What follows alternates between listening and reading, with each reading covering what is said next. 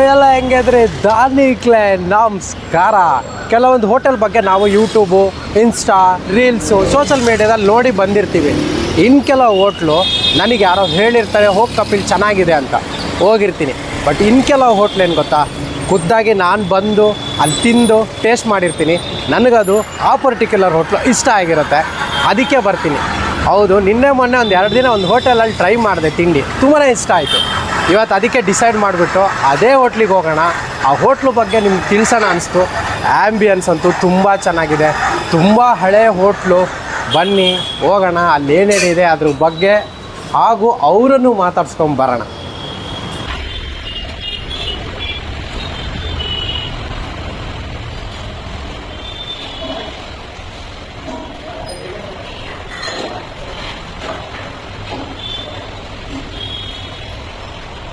ಚಾಮರಾಜಪೇಟೆಯಲ್ಲಿರುವಂತಹ hotel ಸಾರಥಿ ಅಂತ. So ನಿಮ್ಗೆ ಇಲ್ಲಿ ಫಸ್ಟ್ ಎಂಟ್ರಿ ಇಲ್ಲ, ನಿಮ್ಗೊಂದು ಇಂಪಾರ್ಟೆಂಟ್ ಏನು ಹೇಳ್ಬೇಕು ಗೊತ್ತಾ, ಇಲ್ಲಿನ ಆ್ಯಂಬಿಯನ್ಸ್. ಒಂದು ಸಲ ಹೋಟ್ಲು ತೋರಿಸ್ತೀನಿ, ನೀವೇ ನೋಡಿ. ಆ್ಯಂಬಿಯನ್ಸೇ ನಂಗೆ ನಿಜ ಇಷ್ಟ ಆಯಿತು. ಪ್ರತಿಯೊಂದು ಚೇರ್ ಇರ್ಬೋದು ಅಥವಾ ಇವರದ್ದು ಇನ್ನರ್ ಏನಿದೆಲ್ಲ, ಏನೇನು ವ್ಯವಸ್ಥೆಗಳು ಏನೇನು ಮಾಡಿದ್ದಾರೆ ಎಲ್ಲ ಹಳೇ ಶೈಲಿಯ ಥರ ಇದೆ. ಸಿಟ್ಟಿಂಗ್ ವ್ಯವಸ್ಥೆನೂ ಅಷ್ಟೇ ಸಿಕ್ಕಾಪಟ್ಟೆ ದೊಡ್ಡದಾಗಿದೆ. ತುಂಬ ಚೆನ್ನಾಗಿರುವಂಥ ಒಂದು ಹೋಟ್ಲು. ಫುಡ್ಡು ಕೂಡ ಅಷ್ಟೇ ಚೆನ್ನಾಗಿದೆ. ಯಾಕಂದರೆ ಧೈರ್ಯದಲ್ಲಿ ಹೇಳ್ತೀನಿ, ನಾನು ಆಲ್ರೆಡಿ ಒಂದು ಸಲ ತಿಂದಿರೋದ್ರಿಂದ.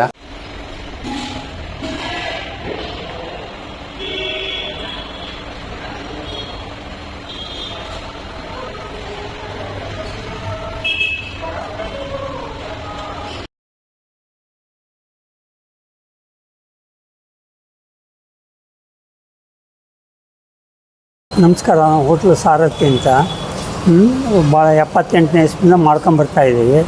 ನಮ್ಮ ಗುರುಗಳಾದ ರಾಘವೇಂದ್ರ ಅಂತ ಮಾಡಿದ್ರು, ಅವ್ರು ನಮಗೆ ಕೊಟ್ಟರು, ನಡ್ಸ್ಕೊಂಬರ್ತಾಯಿದ್ದೀವಿ. ನಾನು ಎಚ್ ಎಸ್ ಶ್ರೀಕಂಠ ಅಂತ. ನಾನು ಇವರ ತಮ್ಮ ಕಿರುಪುರದ ಇಬ್ಬರೂ ಅವತ್ತಿಂದ ಇವತ್ತಿನವರೆಗೂ ಮುಂದುವರ್ಸ್ಕೊಂಡು ಬರ್ತಾಯಿದ್ದೀವಿ. ಇನ್ನೂ ಮುಂದೆ ನಡೆಸ್ಕೊಂಡು ಹೋಗ್ತಾಯಿದ್ದೀವಿ. ಜನ ಸಹಕರಿಸ್ತವ್ರೆ, ಎಲ್ಲ ನಡೀತಾಯಿದೆ, ಚೆನ್ನಾಗಿದೆ. ಬೆಳಿಗ್ಗೆ 7 ಗಂಟೆ ಓಪನ್ ಮಾಡ್ತೀವಿ. ಓಪನ್ ಮಾಡಿದ್ರೆ ಖಾರ ಬಾತು, ಕೇಸರಿ ಬಾತು, ದೋಸೆ, ಪೂರಿ ಹೀಗೆಲ್ಲ ಮಾಮೂಲಿ ಐಟಮ್ ರೆಡಿ ಮಾಡ್ತೀವಿ. 8 ಗಂಟೆಗೆ ಪಲಾವು, ಬಿಸಿಬೇಳೆ ಬಾತು, ಪೊಂಗಲ್ಲು ಎಲ್ಲ ಬರುತ್ತೆ. ಆಮೇಲೆ ಮಧ್ಯಾಹ್ನ ಊಟ. ಸಾಯಂಕಾಲ ವಿಶೇಷತೆ ಏನೂ ಇರೋಲ್ಲ. ಬೆಳಗ್ಗೆ 7ರಿಂದ 9:30 ಸಾಯಂಕಾಲ ತೆಗೆದಿರ್ತೀವಿ. ಈ ಹೋಟ್ಲಿಗೆ ಸುಮಾರು 50 ವರ್ಷ ಆಗಿರ್ಬೋದು ಅನಿಸುತ್ತೆ. ಈಗ ಹತ್ರ ನಮ್ಮ ತಂದೆಯವರು ಬಂದು ತಿಂತಾಯಿದ್ರು. ಈ ಉಮಾ ಥಿಯೇಟ್ರ್ ಇದೆಯಲ್ಲ, ಆಗ ಅವರು ತುಂಬ ಚಲನಚಿತ್ರ ಪ್ರಿಯರು. ಹಾಗಾಗಿ ಅವರು ಇಲ್ಲಿ ಪಿಕ್ಚರ್ ನೋಡೋಕ್ಕೆ ಬಂದಾಗೆಲ್ಲ ಇಲ್ಲಿ ತಿಂತಿದ್ರು. ಮತ್ತು ಇದೆಲ್ಲ ಏನಿದೆ ಹಳೇ ಸ್ಟೈಲು. ಈ ಎಕ್ಸ್ಟ್ರಾ ಪ್ರಿಸರ್ವೇಟಿವ್ಸ್ ಹಾಕದೆ, ಕೆಮಿಕಲ್ಸ್ ಹಾಕದೆ, ಮತ್ತು ಅಜಿನಮೋಟೊ ಎಲ್ಲ ಯೂಸ್ ಮಾಡದೆ ಮಾಡೋ ಅಂಥ ಒಂದು ಒಳ್ಳೆ ಉಪಹಾರ ಸಿಗುತ್ತಿಲ್ಲಿ. ಹಾಗಾಗಿ ಪ್ರತಿದಿನ ಇಲ್ಲೇ ಬಂದು ಬೆಳಿಗ್ಗೆ ಉಪಹಾರ ತಿನ್ನೋದು. ಮಧ್ಯಾಹ್ನದ ಊಟನೂ ತುಂಬ ಚೆನ್ನಾಗಿರುತ್ತೆ. ಬಂದು ನೀವು ತಿಂದು ಅನುಭವಿಸಿ, ಆಮೇಲೆ ಅದ್ರ ಬಗ್ಗೆ ನಿಮಗೆ ಅರಿವಾಗುತ್ತೆ. ಅವ್ರ ಹಿಂದೆ ಹೋಟ್ಲು ನಾವು ಮಾಡಿದಾಗ ರಾಘವೇಂದ್ರ ಅಂತ ಅವರಿದ್ದರು. ನಾವು ಸುಮ್ಮನೆ ಓಡಾಡ್ಕೊಂಡಿದ್ದು. ಅವರು ಆಮೇಲೆ ಏನೋ ಕಾರಣಾಂತರದಿಂದ ಅವ್ರಿಗೆ ಮಾಡಿ ನಡ್ಸೋಕ್ಕಾಗಿಲ್ಲ, ನನಗೆ ಕೊಟ್ಟರು. ನಾನು ಆಮೇಲೆ ನಡ್ಸ್ಕೊಂಬ ಬರ್ತಾಯಿದ್ದೀನಿ. ಆವಾಗ ಥಿಯೇಟ್ರ್ ಇತ್ತು, ಸಿಕ್ಕಾಪಟ್ಟೆ ವ್ಯಾಪಾರ ಇತ್ತು ಆವಾಗ. ಆಮೇಲೆ ಕ್ರಮೇಣ ಥಿಯೇಟ್ರು ಈ ಕೋವಿಡ್ ಎಲ್ಲ ಬಂತು, ಥಿಯೇಟ್ರೆಲ್ಲ ಬಿದ್ದೋಯ್ತು, ಬಿಸ್ನೆಸ್ಸು ಬಿದ್ದೋಯ್ತು. ಆಮೇಲೆ ಹಂಗೆ ಕಂಟಿನ್ಯೂಷನ್ ಮಾಡ್ಕೊಂಬಂದು ಈಗ ಒಳ್ಳೆ ಪಿಕಪ್ಪಲ್ಲಿದೆ. ಇವಾಗ ಒಳ್ಳೆ ಮಧ್ಯಾಹ್ನ ಊಟ ಗೀಟ ತಿಂಡಿ ಎಲ್ಲ ಮಧ್ಯಾಹ್ನ ಒಳ್ಳೆ ಬಿಸ್ನೆಸ್ ಮಾಡ್ತೀವಿ.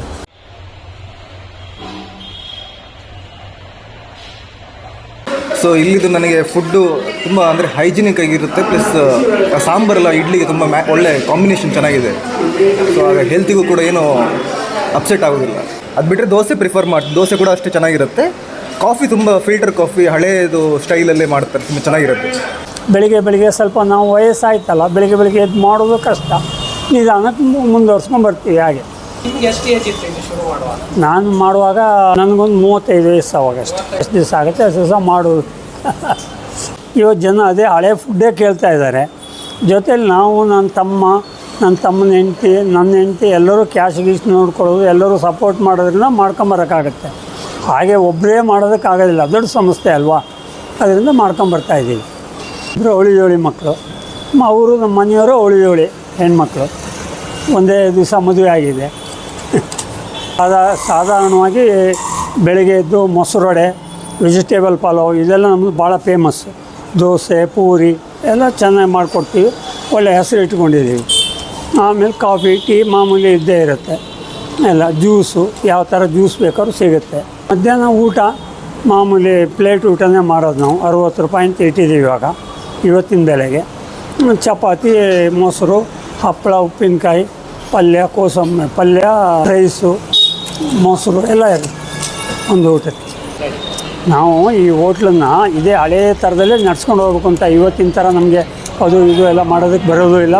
ಇದೇ ಚೆನ್ನಾಗಿ ನಡೀತಾ ಇದೆಯಲ್ಲ, ಇನ್ಯಾಕೆ ನಾವು ಬೇರೆ ಪ್ರಯತ್ನ ಮಾಡಬೇಕು? ನಮಗೆ ನಡೀದೇ ಹೋದಾಗ ಇನ್ನೊಂದು ಮಾಡಬೇಕು. ಇದು ನಡೀತಾ ಇರೋ ಯಾಕೆ ಬೇರೆ ಮಾಡಬೇಕು? ಜನ ಏನು ಒಪಿನಿಯನ್ ಕೊಡ್ತಾರೆ ಅದ್ರ ಮೇಲೆ ಹೋಗತ್ತಾನೆ. ಆ ಥರ ಮಾಡ್ಕೊಂಬರ್ತಾಯಿದ್ದೀವಿ. ನಾನು 2 ತಿಂಗಳಿಂದ ರೆಗ್ಯುಲರಾಗಿ ಬರ್ತಾಯಿದ್ದೀನಿ. ಬೆಳಗ್ಗೆ ಟಿಫನ್ ಬ್ರೇಕ್ಫಾಸ್ಟ್ಗೆ ಬಿಸಿಬೇಳೆಭಾತು ಸೂಪರಾಗಿರ್ತದೆ. ಬಿಸಿಬೇಳೆಭಾತ್ಗೋಸ್ಕರ ಬರ್ತೀನಿ. ಜೊತೆಗೆ ಒಂದು ಜಾಮೂನ್ ತಿಂತೀನಿ ಬೆಳಗ್ಗೆ ಬ್ರೇಕ್ಫಾಸ್ಟ್. 2 ಸೂಪರಾಗಿದೆ. ಆಮೇಲೆ ಕಡಿಮೆ ರೇಟು, ನಮ್ಗೆ ಸಾಕು, ಸಫಿಷಿಯೆಂಟಾಗಿದೆ. ತುಂಬ ಖುಷಿಯಾಗುತ್ತೆ ಸರ್. Thank you sir. ಈಗ ಸ್ವೀಟ್ಗಳ ಬಗ್ಗೆ ನಾನು ಟೋಟಲ್ ಯಾವ್ದಾದ್ರು ಸ್ವೀಟ್ನಲ್ಲಿ ಜಾಮೂನು ಪ್ರತಿನಿತ್ಯ ಮಾಡ್ತೀವಿ. ಜಾಮೂನು, ಆಮೇಲೆ ಲಾಡು, ಮೈಸೂರು ಪಾಕು, ಜಾಂಗೀರು ಇದು ವಿಶೇಷವಾಗಿ ಓಡುತ್ತೆ ನಮ್ಮಲ್ಲಿ. ಸಿಕ್ಕಾಪಟ್ಟೆ ಇದಿದೆ, ಜನಕ್ಕೆ ಅಭಿರುಚಿಯಾಗಿರುವಂಥದ್ದು. ಇನ್ನು ಯಾವ ಸ್ವೀಟ್ ಕೇಳಿದ್ರು ಮಾಡಿಕೊಡ್ತೀವಿ. ನಮ್ಮದೇ ಸ್ವೀಟು ಮಾಡೋದಕ್ಕೆ ಸ್ಟಾಲ್ ಇದೆ, ಇಟ್ಕೊಳ್ಳೋದಕ್ಕೆ ಕೌಂಟ್ರ್ ಇದೆ, ಎಲ್ಲ ಇದೆ. ಮಾಡ್ಕೊಂಡು ಹೋಗೋದು ಅದು ಇದು ಅಂತ ಎಲ್ಲೋದು. I almost for the past 1 year I am coming here daily, in the morning and in the night. At times in the afternoon for taking meals also. I find it very cheap and best, and no harmless. And tiffin items are very nice. Today morning I took this Uppitu, that was very nice. Tair vada, all these items are very nice and very clean, and the suppliers are very cooperative. And when I want a hot water, they immediately give hot water. And the people are very nice. Okay, thank you. Yes ಇವಾಗ ಈ ಒಂದು ಹಳೆ hotel, ನಾನು ಇಲ್ಲಿಗೆ actually 1-2-3 ಸಲ taste ನೋಡೋಕ್ಕಂತಲೇ ಬಂದಿದ್ದೆ. ನೋಡೋಣ, ತಿನ್ನೋಣ, ತಿಂದುಬಿಟ್ಟು ಆ್ಯಕ್ಚುಲಿ ಚೆನ್ನಾಗಿ ಅನಿಸಿದ್ರೆ ಈ ಒಂದು ಹೋಟೆಲ್ದು ಶೂಟ್ ಮಾಡಬೇಕು ಅಂತ ಅನಿಸಿತ್ತು. ಒಂಥರ ನಿಮಗೆ ಹೆಂಗಂದ್ರೆ ಹಳೆ ಶೈಲಿಯಲ್ಲಿ ಹೆಂಗೆ ಕೊಡ್ತಾರಲ್ಲ ಆ ತಟ್ಟೆ ಇರ್ಬೋದು, ಅದರಲ್ಲಿ ಹಾಕಿರೋ ಪೊಂಗಲ್ಗಳು, ಬಿಸಿಬೇಳೆಭಾತು, ಆಮೇಲೆ ಆ್ಯಂಬಿಯನ್ಸು ಎಲ್ಲ ಹಳೇ ಒಂದು ಕಾಲದ ಹೋಟೆಲಿನ ಸಂಪೂರ್ಣ ಹೋಲಿಕೆ ಆಗುತ್ತೆ. ನೋಡಿಬಿಟ್ಟು ಇವಾಗ ಇಡ್ಲಿ ದೋಸೆ ಕಾಮನ್ನಾಗಿ ತಿನ್ನೋದ್ರಿಂದ ಇಲ್ಲಿನ ಫೇಮಸ್ ಒಂದು ಪ್ಲೇಟ್ ಪೊಂಗಲ್ ಆರ್ಡ್ರ್ ಮಾಡಿದೆ. ತುಂಬಾ ತಿಕ್ಕಾಗಿ ಎಷ್ಟು ಚೆನ್ನಾಗಿ ಕೊಟ್ಟಿದ್ದಾರೆ. ಕಾಳು ಮೆಣಸು, ಆಮೇಲೆ ಮೆಣಸು ಎಲ್ಲ ಈಕ್ವಲಾಗಿ ಹಾಕಿ, ಶುಂಠಿ ಎಲ್ಲನೂ ಹಾಕಿಕೊಟ್ಟಿರುವಂತಹ ಒಂದು ಸೂಪರ್ ಡೂಪರ್ ಪೊಂಗಲ್ಲು. ಈಗ ನಮ್ಮ ಫಸ್ಟ್ ಬೈಟ್ ನೋಡೋಣ, ತಿನ್ನೋಣ, ಟೇಸ್ಟ್ ಹೆಂಗಿದೆ. ಇದಕ್ಕೆ ಒಂದು ಮೊಸರು ಬಜ್ಜಿ ಕೊಡ್ತಾರೆ. ಆ್ಯಕ್ಚುಲಿ ನನಗೊಂದು ವಿಷಯ ಇವತ್ತು ಇವರು ಹೋಟ್ಲಿಂದ ಒಂದು ತಿಳ್ಕೊಂಡೆ. ನಾವು ಅಂದ್ಕೊಳ್ಳೋದೇ ಬೇರೆ, ಮೊಸರು ಬಜ್ಜಿ ಒಂದು ರುಚಿಗೆ, ಪೊಂಗಲ್ನ ಒಂದು ರುಚಿಗೆ ಮೊಸರು ಬಜ್ಜಿ ಅಂತ ನಾನು ಅಂದ್ಕೊಂಡಿದ್ದೆ. ಆದರೆ ಪೊಂಗಲಲ್ಲಿ ಮೆಣಸು ಹಾಕಿರ್ತಾರೆ. ಕಾಳು ಮೆಣಸಲ್ಲ, ಕಾಳು ಮೆಣಸು ನಮ್ಗೆ ತುಂಬಾ ಹೆಲ್ದಿ ಆಗಿರುತ್ತೆ. ಬಟ್ ಈ ಕೆಲವು ಆರ್ಡಿನರಿ ಮೆಣಸು ಹಾಕಿರ್ತಾರಲ್ಲ, ಇದರಿಂದ ಗ್ಯಾಸ್ಟ್ರಿಕ್ ಆಗೋ ಚಾನ್ಸಸ್ ಇರುತ್ತೆ. ಸೊ ಅದಕ್ಕೇನು ಮಾಡ್ತಾರಂದರೆ, ಅದಕ್ಕೆ ಮಿಕ್ಸ್ ಆಗಲಿ ಅಂತ ಈ ಒಂದು ಮೊಸರು ಬಜ್ಜಿ ಕೊಡ್ತಾರೆ. ಎಂಥ ಕಾನ್ಸೆಪ್ಟ್ ಅಲ್ಲ. ಆ್ಯಕ್ಚುಲಿ ನನಗೆ ಇದ್ರ ಬಗ್ಗೆ ಗೊತ್ತೇ ಇರಲಿಲ್ಲ. ಇವತ್ತು ಇವ್ರು ಹೇಳಿದಾಗ ನಾನು ತಿಳ್ಕೊಂಡೆ ಅದ್ರ ಬಗ್ಗೆ. ಸೊ ಬನ್ನಿ ಇವಾಗ ಮೊಸರು ಬಜ್ಜಿ ಹಾಕ್ಕೊಂಡು ಪೊಂಗಲ್ ತಿನ್ನೋಣ, ಹೆಂಗಿದೆ ಟೇಸ್ಟು ನೋಡೋಣ. ಸೊ ಮೊಸರು ಬಜ್ಜಿ ಸಮೇತ ಪೊಂಗಲ್ಲು.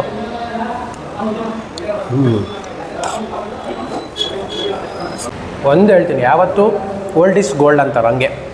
ನಿಜ ಈ ಒಂದು ಪೊಂಗಲ್ ಎಂಥ ಟೇಸ್ಟ್ ಇದೆ ಗೊತ್ತಾ. ನೀವು ಮನೇಲೆಲ್ಲ ಮಾಡಿದ್ರೆ ಯಾವ ಫೀಲ್ ಕೊಡುತ್ತಲ್ಲ, ನಿಮಗೆ ಅಂಥ ಒಂದು ಫೀಲ್ ಈ ಪೊಂಗಲ್ ಕೊಡ್ತಾ ಇದೆ. ಟೇಸ್ಟ್ ವೈಸು ನಿಜಕ್ಕೂ ಸಖತ್ತಾಗಿದೆ. ಆಮೇಲೆ ನೀವು ಅದಕ್ಕೆ ಹಾಕ್ಕೊಳ್ಳುವ ಮೊಸರು, ಆಮೇಲೆ ಆ ಪೊಂಗಲ್ಲು ಟೇಸ್ಟು ನಿಮಗೆ ಡಬ್ಬಲ್ ಮಾಡಿಸುತ್ತೆ. ಸೊ ಇನ್ನು ಈ ಪೊಂಗಲ್ಗೆ ಸ್ವಲ್ಪ ಮೆಣಸು, ಕಾಳು ಮೆಣಸು, ಆಮೇಲೆ ಶುಂಠಿ ಫ್ಲೇವರ್ ನಿಮ್ಮ ಬಾಯಿಗೆ ಹಾಗೆ ಸಿಗುತ್ತೆ. ತುಂಬಾ ದಪ್ಪವಾದ ಒಂದು ಪೊಂಗಲ್ಲು. ಆ ಪೊಂಗಲ್ಲು ಪ್ಲಸ್ ಮೊಸರು ಬಜ್ಜಿ ಬಂಬಟ್ ಟೇಸ್ಟ್ ಇದೆ. ಹಳೇ ಶೈಲಿ ಅನ್ನೋದು ಇವಾಗಲೂ ಇದೆ ಅನ್ನೋದಕ್ಕೆ ಹೋಟೆಲ್ ಸಾರಥಿ ಒಂದು ಉದಾಹರಣೆ ಅಂತ ಹೇಳಬೇಕು. ಅಷ್ಟು ಚೆನ್ನಾಗಿದೆ ಫುಡ್ಡು. ಒಂದು ತಿಂಡಿ ಬಿಸಿ ಬಿಸಿ ಬಿಸಿ ಬಿಸಿಬೇಳೆ ಬಾತ್. ನೋಡೋಣ ಬಿಸಿಬೇಳೆ ಬಾತ್ ಟೇಸ್ಟ್ ಹೆಂಗಿದೆ ಅಂತ.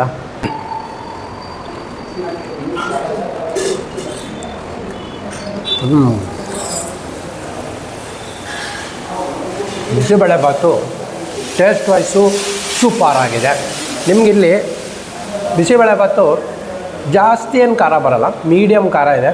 ಅದಕ್ಕೆ ಒಂದಿಷ್ಟು ತರಕಾರಿ, ಆಮೇಲೆ ಮೇಲೆ ಹರಡಿಸಿರುವಂತಹ ಆ ಬೂಂದಿ ಇದೆಲ್ಲ ಸೇರಿಬಿಟ್ಟು ಸಖತ್ತಾಗಿದೆ. ಆಮೇಲೆ ನಿಮಗೆ ತುಂಬ ಮಸಾಲ ಫ್ಲೇವರ್ ಏನು ಈ ಬಿಸಿಬೇಳೆಭಾತಲ್ಲಿ ಸಿಗಲ್ಲ. ತುಂಬ ಜನ ಅನ್ಕೋತೀರಿ ಬೆಳಗ್ಗೆ ಬಿಸಿಬೇಳೆಭಾತು ಹೆಂಗಪ್ಪ ತಿನ್ನೋದು, ಒಂದಿಷ್ಟು ಮಸಾಲೆ ಎಲ್ಲ ಹಾಕಿರ್ತಾರೆ ಅಂತ.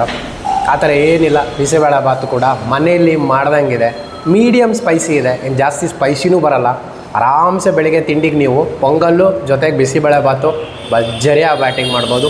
ನನಗಂತೂ ಇಲ್ಲಿನ ಬಿಸಿಬೇಳೆಭಾತು ತುಂಬ ಇಷ್ಟ ಆಯಿತು. ತರಕಾರಿ, ಬೂಂದಿ, ಮೀಡಿಯಮ್ ಖಾರ ಎಲ್ಲ ಮಿಶ್ರಿತವಾಗಿರುವಂತಹ ಒಂದು ಸೂಪರ್ ಬಿಸಿಬೇಳೆಭಾತು.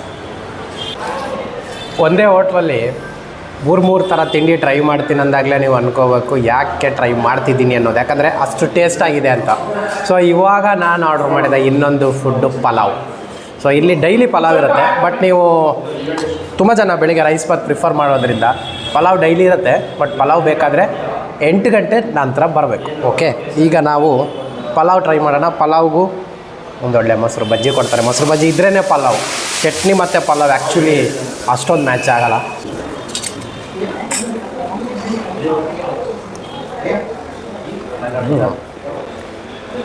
ಪಲಾವ್ ನಿಮಗೆ ನಿಜಕ್ಕೂ ಒಂದು ಡಿಫ್ರೆಂಟ್ ಟೇಸ್ಟ್ ಅಂತ ಹೇಳಬೇಕು. ಯಾಕಂದರೆ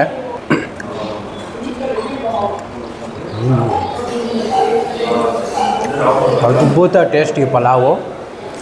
ಪಕ್ಕಾ ಹೇಳ್ತೀನಿ, ನನಗೆ ನಮ್ಮ ಮನೇಲೇ ಏನೋ ಪಲಾವ್ ತಿಂತಿದ್ದೀನಿ ಅನ್ನೋ ಫೀಲ್ ಬರುತ್ತೆ. ಯಾಕಂದರೆ ಖಾರ ತುಂಬ ಕಮ್ಮಿ ಹಾಕಿದ್ದಾರೆ, ಒಂದಿಷ್ಟು ತರಕಾರಿಗಳು ಹಾಕಿದ್ದಾರೆ, ಒಂದು ಬೆಂದಿರುವಂಥ ಅದ್ಭುತವಾದ ರೈಸು, ಆ ರೈಸು ತರಕಾರಿ, ಆಮೇಲೆ ಅದಕ್ಕೆ ಕೊಟ್ಟಿರೋ ಮೊಸರು ಬಜ್ಜಿ ಎಲ್ಲ ಮಿಕ್ಸ್ ಆಗಿಬಿಟ್ಟು ಒಂದು ಬಂಬ ಟೇಸ್ಟ್ ಕೊಡ್ತಾಯಿದೆ ಪಲಾವ್. ಆ್ಯಕ್ಚುಲಿ ಅವ್ರು ಹೇಳಿದ್ರು ನನಗೆ ಇಲ್ಲಿ ಪಲಾವೇ ತುಂಬ ಫೇಮಸ್ ಇದೆ, ತುಂಬ ಜನ ಬೆಳಿಗ್ಗೆ ಪ್ರಿಫರ್ ಮಾಡ್ತಾರೆ ಅಂತ. ಹಂಗಂತೂ ಸೀರಿಯಸ್ಲಿ ಪಲಾವು ಎಲ್ಲ ಮನೇಲೇ ತಿಂತೀನಿ ಅನ್ನೋ ಫೀಲ್ ಬರುತ್ತೆ. ಆಮೇಲೆ ತರಕಾರಿಗಳು ಅಷ್ಟೇ, ನಿಮ್ಗೆ ಅತಿ ತರಕಾರಿ ಹಾಕಿದಾಗಲೂ ಅಷ್ಟು ಪಲಾವ್ ಟೇಸ್ಟ್ ಸಿಗೋಲ್ಲ, ಅಥವಾ ಅದಕ್ಕೆ ಹಾಕಿರೋ ಮಸಾಲೆ ಟೇಸ್ಟು ಸಿಗೋಲ್ಲ. ಸೊ ಇಲ್ಲಿ ಪಲಾವ್ ಜೊತೆಗೆ ಅದಕ್ಕೆ ಹಾಕಿರೋ ಮಸಾಲೆ ಇರ್ಬೋದು, ಹಾಕಿರೋ ತರಕಾರಿ ಇರ್ಬೋದು, ಕೊಟ್ಟಿರೋ ಮೊಸರು ಬಜ್ಜಿ ಇರ್ಬೋದು, ಎಲ್ಲನೂ ಒಂದು ಸೂಪರ್ ಟೇಸ್ಟ್ ಕೊಡ್ತಾರೆ. ಜನಕ್ಕೆ ಏನು ಕೇಳ್ತಾರೆ ಮಾಡ್ಕೊಂಡು ಹೋಗೋದು. ಸ್ವೀಟ್ ಮಾಸ್ಟ್ರು, ಅಸಿಸ್ಟೆಂಟು ಎಲ್ಲ ಇದ್ದಾರೆ. ಸ್ವೀಟ್ ಮಾಸ್ಟ್ರು ಇಬ್ಬರು ಇದ್ದಾರೆ, ಎಲ್ಲ ಮಾಡಿಕೊಡ್ತಾರೆ ಏನು ಬೇಕಾದ್ರೂ. ಜೊತೆ ನಾವು ಒಂದು ಸ್ವೀಟ್ಗಳು ಕಲ್ತಿದ್ದೀವಿ, ನಾವು ಒಂದು ಸ್ವೀಟ್ಗಳು ಮಾಡ್ತೀವಿ.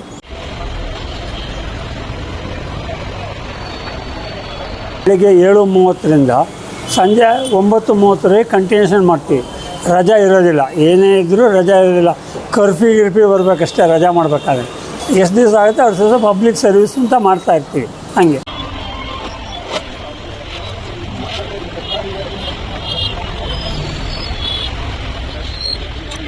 ಹೋಟೆಲ್ ಸಾರಥಿ ಅಂತ ಅಡ್ರೆಸ್ ತುಂಬಾ ಈಸಿ ಇದೆ ನಿಮಗೆ. ಉಮಾ ಥಿಯೇಟ್ರು, ಇವಾಗ ಯಾವುದೇ ಫಿಲ್ಮ್ ಬರದೇ ಇರ್ಬೋದು, ಬಟ್ ಒಂದು ಟೈಮಲ್ಲಿ ಉಮಾ ಥಿಯೇಟ್ರ್ ಗೊತ್ತಿಲ್ಲದಿದ್ದವರೇ ಇಲ್ಲ. ಚಾಮರಾಜಪೇಟೆ ಉಮಾ ಥಿಯೇಟ್ರು ಪ್ಯಾರಲಲ್ ರೋಡಲ್ಲೇ ಇದೆ ಹೋಟೆಲ್ ಸಾರಥಿ ಅಂತ. ಬೆಳಿಗ್ಗೆ ತಿಂಡಿಗೆ ಅದ್ಭುತವಾಗಿರುವ ಪ್ಲೇಸು. ಬಟ್ ಇಲ್ಲಿ ತುಂಬ ಜನ ಮಧ್ಯಾಹ್ನ ಊಟ ಪ್ರಿಫರ್ ಮಾಡ್ತಾರೆ, ಊಟನೂ ಅಷ್ಟೇ ಚೆನ್ನಾಗಿರುತ್ತೆ. ಎಲ್ಲನೂ ಒಂದು ಹೋಮ್ಲಿ ಫುಡ್ಡಲ್ಲಿ ನಿಮ್ಗೆ ಕೊಡ್ತಾ ಇದ್ದಾರೆ. ಒಂದು ಅದ್ಭುತ ಹೋಟೆಲು, ಹಳೇ ಶೈಲಿ ಹೋಟೆಲು, ಹಳೇ ಟೇಸ್ಟು, ಹಳೇ ರುಚಿ ಬೇಕನ್ನೋದಿದ್ದರೆ ಹೋಟೆಲ್ ಸಾರಥಿಗೆ ಮಿಸ್ ಇಲ್ಲದೆ ಬನ್ನಿ. ಇನ್ನೊಂದು ವಾರ ಇನ್ನೊಂದು ಸೂಪರ್ ಡೂಪರ್ ವೀಡಿಯೋದೊಂದಿಗೆ ನಿಮ್ಮ ಮುಂದೆ ಬರ್ತೀನಿ. ಎಲ್ಲರಿಗೂ ಖುಷಿಯಾಗಿರಿ, ನಗ್ತಾ ಇರಿ, ಟೇಕ್ ಕೇರ್, ಬಾಯ್.